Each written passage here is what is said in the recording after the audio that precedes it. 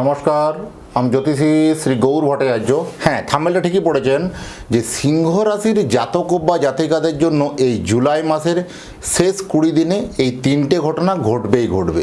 এই তিনটে ঘটনা কি কি জানতে হলে ভিডিও শেষ পর্যন্ত মনোযোগ সহকারে শুনুন। আর আপনি কোথা থেকে ভিডিওটা শুনছেন বা দেখছেন অবশ্যই কমেন্ট বক্সে লিখে দিয়ে যাবেন, তাহলে আপনার লোকেশনের নামটা লিখলে আমি বুঝতে পারবো কোথায় কোথায় ভিডিওটা পৌঁছাচ্ছে। আর আপনি যদি ফেসবুক থেকে দেখছেন অবশ্যই পেজটা একটু শেয়ার করে এবং ফলো করে নিন। আর যারা ইউটিউব থেকে দেখছেন তারা চ্যানেলটা অবশ্যই সাবস্ক্রাইব করবেন, কারণ আপনাদের লাইক, কমেন্ট এবং সাবস্ক্রাইবে নতুন নতুন ভিডিও বানানোর জন্য উৎসাহটা বেড়ে যায়। আর আমি জ্যোতিষী শ্রী গৌর ভট্টাচার্য, আমার চেম্বার হলো সারা ভারতবর্ষে একটাই চেম্বার।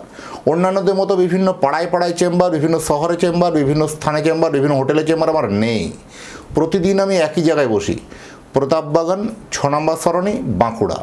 যারা আসতে চাইছেন, যারা সত্যিকারে জ্যোতিষ বিচার করতে চাইছেন, একবার জন্মছকটাকে বিচার করান, নিশ্চয়ই কিছু ভালো ফলাফল বা ভালো একটা ধারণা আপনার মধ্যে তৈরি হবে। প্রথম দেখুন, জ্যোতিষ মানে কোনো 1 মিনিটের ম্যাজিক বা জাদু কিছু নয়।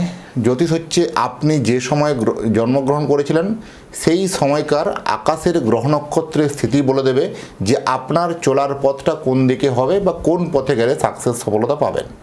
সেই প্রপার ডাইরেকশানটা আপনাকে কিন্তু জেনে নিতে হবে।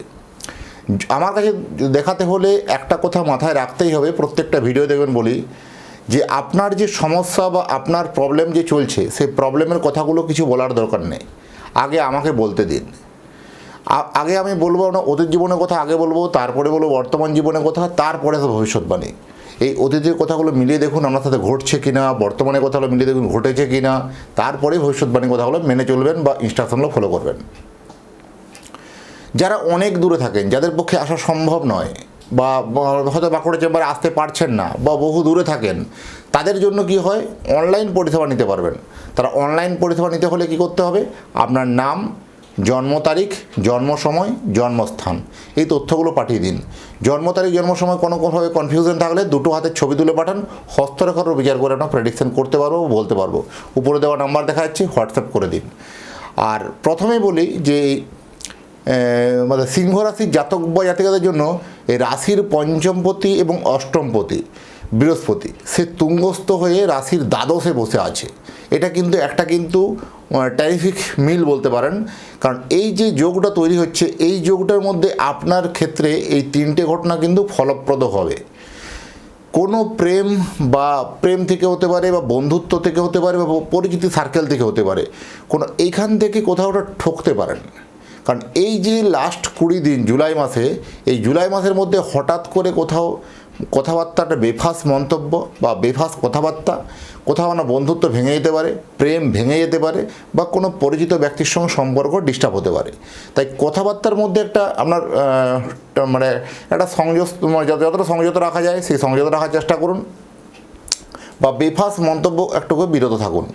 কারণ বিশেষ করে আপনার পার্টনার, যারা বিশেষ করে পার্টনারে ব্যবসা করেন বা কোনো পার্টনারশিপে কোনো বিজনেস আছে, কারণ আপনার পার্টনারের বেফাস মন্তব্য বা কেমন যেন ব্যবহারটা বদলে গিয়ে আপনার মনে একটা দাগ কাটতে পারে। এরকম একটা মহল, এরকম একটা সিচুয়েশন হতে পারে, সচেতন থাকা জরুরি আছে। নতুন কিছু প্ল্যান আপনার সাকসেস হবে। আর আপনার চিন্তাধারার কিন্তু নাম পাবেন। আপনি যে প্ল্যানটা, যে চিন্তাভাবনা যে করেছেন না, সত্যি এটা ইউনিক। কারণ অন্য 5 জন ভাবেনি, আপনি ভেবেছেন। সেই আপনার মতাদর্শটা বা আপনার চিন্তাভাবনাটাকে কিন্তু আরও বহিঃপ্রকাশ হবে এবং সমাজে নাম পাবেন, পরিবারের মধ্যে নাম যশ পাবেন। এটা আপনার কিন্তু সঠিক প্ল্যান। সপ্তমে রাহু তাহলে কি হয়, বিবাহের জায়গায় একটু ডিস্টার্বনেস দেয়। তো সেক্ষেত্রে একটু সমস্যা হতে পারে। কোথাও একটা ভুল ইনফরমেশনে বিয়ে হওয়া বা ভুল ইনফরমেশনে বিয়ের সম্বন্ধটা ফাইনাল হয়ে যাওয়া। তাই বিফোর ম্যারেজ, বিয়ের আগে অবশ্যই জটক বিচার বা কুষ্টি মিলিয়ে বিয়ে করা উচিত বা বিয়ের ফাইনাল কথাবার্তা বলা উচিত। কোথাও একটা বেফাস মন্তব্য করতে গিয়ে বা বেফাস হঠকারী সিদ্ধান্ত নিতে গিয়ে ম্যারেজ লাইফের জায়গাটা কোথাও সমস্যা হতে পারে। কোথাও অসমবর্ণ বিবাহ হতে পারে বা কোনো জিনিস আপনাকে হিডেন রেখেছে, সেটা আপনি জানতেন না, এরকম ধরনের একটা ঘটনা কিন্তু ঘটতে পারে। সচেতন থাকা জরুরি আছে। জটক বিচার অবশ্যই করে কিন্তু বিয়ে করতে হবে। অষ্টমস্থ শনি রাশি থেকে অষ্টমভাবে শনির অবস্থান, এটা কিন্তু একটা ঝঞ্ঝাটময় ঝামেলাময় তৈরি করবে। কারণ অষ্টমে শনি থাকলে সবসময় একটা দেখবেন, একটা প্রবলেম থেকে বেরোচ্ছেন আরেকটা প্রবলেমে পড়ছেন, আরেকটা প্রবলেম থেকে বেরোচ্ছেন আরেকটা প্রবলেমে পড়ছেন, এইরকমভাবে কিন্তু আপনার অতিবাহিত হতে থাকবে। কারণ ফিনান্সের জায়গাটা আপনাকে কিন্তু একটা বারবার ধরে মানে বাধার সৃষ্টি হচ্ছে, আপনি আর্থিক জায়গাটা সচ্ছলতাটা কুলোতে পারছেন না। আপনি ইনকাম করছেন 100 টাকা, আপনার খরচা হয়ে যাচ্ছে 120 টাকা, মানে সঞ্চয়ের ভাগ্যটা তো দূরে কোথাও মাইনাসে চলে যাচ্ছেন আপনি। এই যে একটা বিরূপ মনোভাব, এই মনোভাব থেকে আপনি বেরিয়ে আসতে পারবেন জন্মছকটাকের মধ্যে একটু আরও ডিটেলসে অ্যানালাইসিস করতে হবে। বিদেশে যারা চাকরি করেন, যারা দেশ থেকে অনেক দূরে গিয়ে, নিজের দেশ থেকে অনেক দূরে গিয়ে যারা জব করছেন, বিভিন্ন চাকরি ক্ষেত্রে আছেন, তারা একটা সচেতন থাকতে হবে। এখানে অ্যালার্ট প্রয়োজন আছে। এখানে কর্মের মানে সবথেকে যে কর্মের আপনারা হচ্ছে একটা জায়গাতে একটা পরীক্ষামূলকভাবে আপনাকে প্রমাণ দিতে হবে। কারণ এই কর্মস্থলে আপনার একটা চ্যালেঞ্জের বিষয় হয়ে দাঁড়াবে। কারণ আপনাকে এবারে কিন্তু অ্যালার্ট থাকা উচিত যারা বিদেশে চাকরি করছেন। কোথাও কর্মক্ষেত্রে একটা অনিশ্চয়তার মেঘ দেখা, বা কোথাও কর্মক্ষেত্রে একটা অনিশ্চয়তার মেঘ তৈরি হওয়া, এরকম সিচুয়েশন বা এরকম মহল তৈরি হতে পারে। বা আপনি কর্ম করছেন ঠিকই, যতটা পরিমাণ এক্সপেক্ট করছেন সেই অনুপাতে আপনি ফল পাচ্ছেন না। কারণ আপনার এই কর্মটা এবার কিন্তু একটা চ্যালেঞ্জের মুখোমুখি হবে। আপনাকে প্রমাণ দিতে হবে, প্রমাণ করতে হবে যে আপনি ওই কর্মটার জন্য এলিজেবল, বা আপনি ওই কর্মটার জন্য একদম পারফেক্ট ব্যক্তি। কারণ আপনাকে বহু প্রতিকূলতার সঙ্গে বা বহু প্রতিকূলতার মধ্য দিয়ে হাঁটতে হবে, এবং সেটা কিন্তু তবেই সফলতা বা সাকসেস বা সেখানে স্থিতিশীলতাটা বজায় থাকবে। তো এখানে একটা সেই সব কারণের জন্য মেন্টালি প্রেশার, মানসিক দুশ্চিন্তা এগুলো বাড়বে, তার স্বাভাবিক ঘটনা। এক্ষেত্রে কিন্তু নিজের কর্মের প্রতি অত্যন্ত নিষ্ঠা, অত্যন্ত মনোযোগ সহকারে করতে আমি অনুরোধ করব, যে আপনার কর্ম বা কোনোভাবে দায়িত্ব মানে জ্ঞানহীনের মতো কাজ না করা, কর্মটাকে নিষ্ঠা সহকারে করে যাওয়া অবশ্যই আপনার জন্য একটা ভালো ফল কিন্তু প্রদান করছে।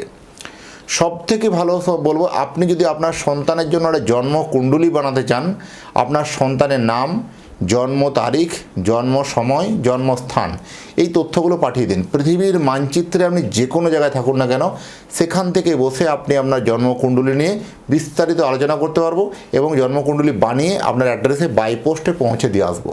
যাই হোক, এতক্ষণ ধরে অধীর আগ্রহে যারা ভিডিওটা দেখছেন বা শুনছেন, তাদের এবং তাদের পরিবারের প্রতি মঙ্গল কামনা করে আজকের ভিডিওটাকে এখানে শেষ করছি। নমস্কার।